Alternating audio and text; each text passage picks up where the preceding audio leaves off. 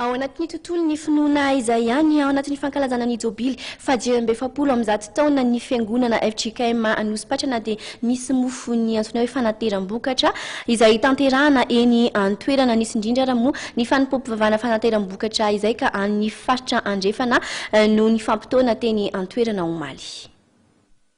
Ny fampitoana teny amin'ny FJKM Anosipatrana ireo mpino omaly anatrika ny fanimpom-pivavahana fanateram-bokatra faritra andrefana.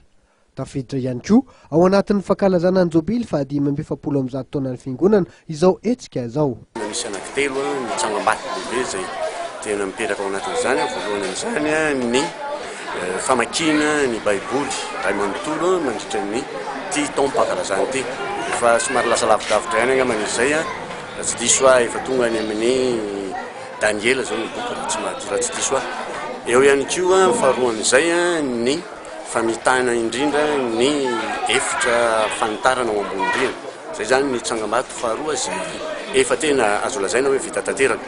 Ny fahatelo ny goavana indrindra dia ny fananganana ny akano lehibe ary ambotondrina ary amin'ny kolejy milofo. Io zany dia efa azo lazaina hoe efa vita ny fototra efa mitsangana ny rindrina ihany koa. Entina hamatsiana vola ireo asa voalaza ireo ny vokatra voangana. Amin'ny 20 Jolay ho avy izao nivo fankalazana ny 570 taona ny FJKM Anosipatrana izay anasana ny sinôda ny zanak'ampelezana ary anokanana ihany koa ny tsangam-bato fahatserovana.